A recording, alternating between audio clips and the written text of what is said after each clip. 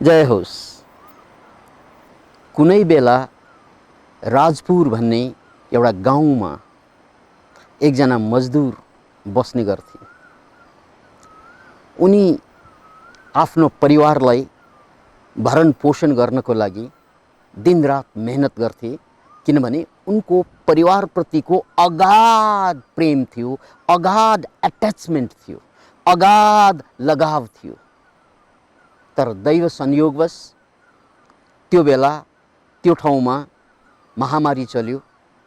परिणामस्वरूप श्रीमती सहित 5 जना छोराहरू एकपछि अर्को मर्दै गए। उनी छाती पिटेर रुन थाले। अन्ततः लासलाई जलाउनै पर्यो। त्यसको लागि एक एक गरी श्मशानमा लग्न थाले। श्मशानको सीन अझ बडो कारुणिक थियो, किनकि उनको परिवारप्रतिको अगाध श्रद्धाको या लगावको कारणले गर्दा लासलाई जलाउन या दागबत्ती दिन सकिरहेका थिएनन्। उनी रुने र त्यसपछि फेरि रुने र फेरि रुने। हरेकपल्ट उनी दागबत्ती दिने ट्राई त गर्थे, प्रयास त गर्थे, तर दिनै नसक्ने। उनी छाती पिटी रुने काम उनले जारी राख्दै गरे। दैव संयोगवश त्यही बेला त्यही मशानमा एकजना महान सन्त, महान सिद्ध पुरुष, जसको नाम हो कृष्णाचार्य, आचार्य कृष्णाचार्य त्यहीँबाट हिँडिरहेका थिए र एकजना मान्छे 6वटा लासको अगाडि छाती पिटी रोइरहेको देखेर उनको करुणा भाव जाग्यो र अगाडि गएर सोधे, बाबु किन यस्तो बिलौना गरिरहेको? बिलौना, मेरा 5 जना छोराहरू समाप्त भएका छन्।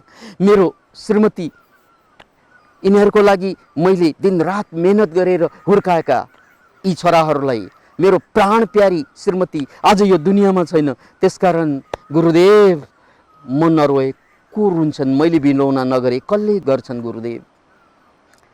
बाबु, यो संसारमा सबै मान्छे आउँछन् र जान्छन्। त्यसकारण यो संसारको रीत हो। एक न एक दिन तिमीले पनि आफ्नो शरीर छोड्नुपर्छ र मैले पनि छोड्नुपर्छ। त्यसकारण यसमा मोहित हुनुको कुनै अर्थ छैन र तिम्रा परिवार मरेको कारणले तिमीलाई पीडा भएको जस्तो लागिरहेको छ, तर वास्तवमा तिम्रो पीडाको कारण तिम्रा परिवार मरेको कारणले होइन, उनीहरूप्रतिको तिम्रो मोहको कारणले, तिम्रो अट्याचमेन्टको कारणले गर्दा तिमी रोइरहेका हौ। अतः जबसम्म तिमीले तिम्रो मोहलाई त्याग्दैनौ, फेरि पनि तिम्रो मोहलाई त्याग्दैनौ, तबसम्म तिमी पीडित नै हुन्छौ। यिनीहरू जीवित भए पनि तिमीलाई पीडा नै हुन्छ, यिनीहरू मरेर गए पनि पीडा नै हुन्छ। यो संसारको स्वभाव हो। नपाउँदा पनि मान्छे ती कुराको लागि बिलौना गर्छन्, जुन कुरा पाइसकेपछि त्यही कुराको साथमा फेरि बिलौना गर्छन्, त्यही कुराको साथमा फेरि झगडा गरेर फेरि पीडित भइदिन्छन्। त्यसकारण यो संसारमा पाए पनि मान्छे रुन्छन्, नपाए पनि मान्छे रुन्छन्, गुमाए पनि रुन्छन् र प्राप्त गरेको कुरा पुरानो भए पनि रुन्छन्। मान्छे नरुने भन्ने समय नै आउँदैन। यो संसारको स्वभाव हो। यसबाट सधैँको लागि मुक्ति, यो पीडाबाट, यो सांसारिक माया जालबाट सधैँको लागि मुक्त हुनुको लागि धर्मले मात्रै तिमीलाई बचाउँछ। तिमीले धर्म तत्त्व ग्रहण गर्नुपर्छ बाबु। औषधि धर्म तत्त्व मात्रै हो। गुरुदेव, त्यसो भए मलाई त्यो औषधि दिनु पर्यो। ल ठिक छ, म तिमीलाई दीक्षा दिन्छु। त्यसपछि यिनलाई अभिषेक दिए, यिनलाई दीक्षा दिए र यिनको साह्रै ठुलो मोह त्यही परिवारप्रति भएको कारणले गर्दा गुरुले यही कुरालाई बुझेर लासलाई जलाउँदै गर्दा जुन हड्डीका टुक्राहरू जल्न बाँकी थियो, ती बाँकी भएका टुक्राहरूलाई गहना बनाएर लाउन दिए, किनकि उनको एट्याचमेन्ट थियो त्यहाँ। त्यसकारण एक एक टुक्रा हड्डी 5 जना बच्चाहरूको लिए र त्यसलाई मालाको रूपमा धारण गरे। अब रह्यो श्रीमतीको कुरा। श्रीमतीको खोपडीलाई झिके र त्यो खोपडीलाई नै उनले भिक्षा पात्रको रूपमा प्रयोग गरे, किनकि गुरुको आदेश त्यही थियो। अब गुरुले उनलाई दिनुभएको शिक्षा दीक्षा के थियो भने साधना हिँड्दै जाँदा, भिक्षा माग्दै जाँदा, एक ठाउँबाट अर्को ठाउँमा पुग्दा यो सबै क्रमलाई, यो एक्सनलाई तिमीले उठे पनि साधना बनाउन सकिन्छ, तिमीले मागे पनि त्यसलाई साधना बनाउन सकिन्छ, तिमी एक गाउँबाट अर्को गाउँ जाँदा पनि त्यसलाई साधना बनाउन सकिन्छ। मात्र दुई कुरालाई याद गर्नु। एउटा कुरा, हिँड्दै जाँदा खुट्टा बिस्तारै चाल्नु। सुरुमा छिटो चाल्यो भने तिम्रो बोध हुँदैन, ध्यान हुँदैन, त्यसकारण बिस्तारै खुट्टा उठाउने अनि अर्को खुट्टा बिस्तारै उचाल्ने, कोहीसँग बोल्न पाइएन, मात्र बिस्तारै हिँड्ने र हिँडेको चालमाथि, हिँडेको खुट्टामाथि पुरा ध्यान केन्द्रित गरेर हिँड्ने।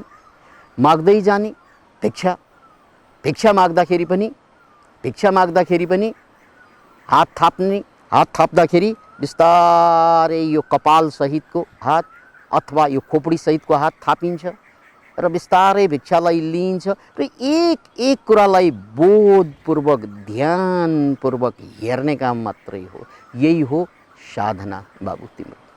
र यिनै साधनामा टेकेर यो मान्छे 9 वर्षपछि मुक्त पुरुष भए, ज्ञानी भइदिए। अब यो कथामा दुई कुरा हामीले बुझ्नुपर्ने। एउटा कुरा त उनको साधनाको विधि, जो कुनै ध्यान मुद्रा लगाएर गरेको होइन, कुनै एक ठाउँमा बसेर गरेको साधना होइन। यो साधना नितान्त हामीले बुझ्ने साधना भन्दा बेग्लैको साधना छ। यहाँ हात हल्लाउँदा बिस्तारै हात हल्लायो भने अनि बिस्तारै हामीलाई थाहा हुन्छ मेरो हात हल्लिँदैछ, कहाँ जोड पडेको छ, कहाँ रगतको सञ्चार भएको छ, थाहा हुन्छ। झ्वाट्ट हामीले हात हल्लाउँदा त्यो थाहा हुँदैन। हाम्रो दैनिक चालमा हिँड्दा, उठ्दा, बस्दा आफूप्रति बिल्कुलै बेहोस हुन्छौँ।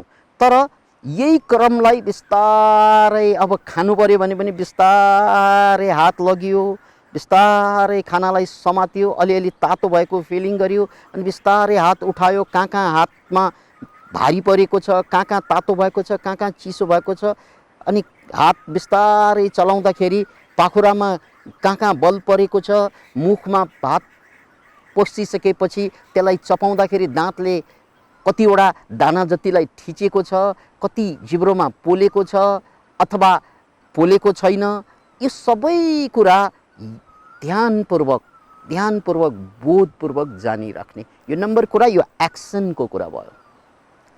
अब एक्सन बाहेक कुनै कुरालाई हेर्दा त्यो कुरालाई पनि निहाल्ने, अब्जर्भेसन गर्ने। मैले एउटा पातलाई चाहिँ हेर्दैछु भने पनि सामान्यतया हामी झ्वाट्ट हेर्छौँ, थाहा नै हुँदैन त्यसको ब्युटी, त्यसको सौन्दर्य थाहा नै हुँदैन। मैले त्यसलाई हेर्दा एक एक पातलाई हेर्ने, डाँठलाई हेर्ने, त्यहाँका दागलाई हेर्ने, किरालाई हेर्ने, बिस्तारै कतै प्वाल परेको छ भने, किराले खाएको छ भने हेर्ने, कतै चाहिँ पात चुडेको छ भने त्यसलाई हेर्ने, वल्टाइ हेर्ने, बिस्तारै पल्टाइ हेर्ने, त्यहाँको रङ्ग हेर्ने, त्यहाँको स्ट्रक्चर बान्की हेर्ने, कलर हेर्ने, यी जम्मै हेराइलाई, यो अब्जर्भेसनलाई एकलाई निहाल्यौँ भने अब आँखाबाट हिँड्दै पनि, काम गर्दा पनि ध्यान हुन्छ। जसरी एक्सन बिस्तारै चल्यो भने त्यो सबै कुरा ध्यान बन्छ, त्यस्तै सबै कुरालाई निहाल्यो भने, एक निहाल्न थाल्यौँ भने यो निहाल्नु नै ध्यान बन्छ। त्यस्तै कुनै चिज मुखमा ग्रहण गर्दा, खाँदा त्यसको स्वाद, एक स्वादप्रति आँखा चिम्लेर मुखमा कहाँ त्यसले छोएको छ र त्यसको रसले कति प्रभावित पारेको छ, कति रियाल चुहेको छ, यो सबै कुरालाई अब्जर्भ मुखबाट या जिब्रोबाट अब्जर्भ गऱ्यौँ भने, जिब्रोमा परेको खानामाथि अब्जर्भ गऱ्यौँ भने अब त्यो जिब्रोबाट ध्यान भयो। त्यस्तै खानाको या कुनै ठाउँमा जाँदा ठाउँको, मान्छेलाई भेट्दा मान्छेको वासना हुन्छ र त्यो वासनाप्रति एकदम सजग भइदियो भने नाकबाट ध्यान भइदिन्छ। त्यहाँ क्रियाकलाप चलिरहेको छ, नाकबाट ध्यान भइरहेको छ। अब कानबाट ध्यान भइरहन्छ, खोला सुसाइरहेको छ र खोलाको आवाज, पन्छी कराइरहेको छ, त्यो पन्छीको आवाज, बच्चाहरू कराइरहेका छन्, बच्चाको आवाज, रेडियोमा गीत घन्किरहेको छ, ती सबैप्रति केन्द्रित भइदियौँ भने अब कानबाट ध्यान हुन्छ र कुनै चिजलाई छुँदाखेरि बिस्तारै छुँदा त्यसको टेक्सचर सारो छ कि अथवा नरम छ कि यो यसलाई बुझेर छोड्नु थाल्यौँ भने अब छुनु पनि ध्यान हुन्छ। खाटमा गएर पल्टिँदा बिस्तारै पल्टिनुस् अनि तन्ना तपाईको छालामा पर्छ, छाला तपाईको तन्नामाथि पर्छ, तन्नाले तपाईको छालाको स्वाद लिन्छ, छालाले तपाईको तन्नाको स्वाद लिन्छ। Can you imagine it? यसरी यो जम्मै प्रक्रिया ध्यान भन्छ, चर्या ध्यान बनिदिन्छ। यो प्रक्रिया चलिरहेको छ, दिनचर्या चलिरहेको छ, अलग्गै कुनै ध्यान गरेकै छैन। सबै चिजलाई पाँचवटा इन्द्रियबाट जे भइरहेको छ त्यसलाई अलि स्लो डाउन गरेर अब्जर्भ गर्ने हो भने एभ्रिथिङ बिकम्स मेडिटेसन। र यही कुरा उनले गर्दै रहे र त उनी यही साधनाबाट मुक्त भए 9 वर्षपछि। अब एउटा कुरा मैले भन्नुपर्छ, कपाल जुन उनको श्रीमतीको कपाल हो, त्यो कपाल उनले पिण्ड पात्रको रूपमा प्रयोग गरे। त्यो कपालको महत्त्व भनेको के त भने एउटा त त्यो हड्डीको बनेको छ र चारैतिर हड्डी छ, बीचमा खालीपन छ। यो खालीपन भनेको पात्रता हो।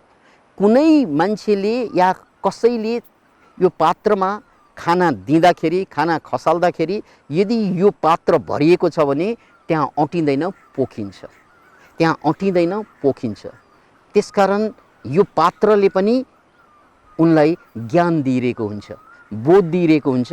त्यो के त भन्नाले जबसम्म मेरो मन पुराना विचारबाट भरिन्छ, पुराना विश्वासबाट भरिन्छ, पुरानो कुराबाट, पुरानो मान्यताबाट भरिन्छ, यो विश्वास, यो विचार, यो मान्यता, यो बुझाइबाट मेरो मन भरिएसम्म ममा साधकको पात्रता हुँदैन, ज्ञानको पात्रता हुँदैन।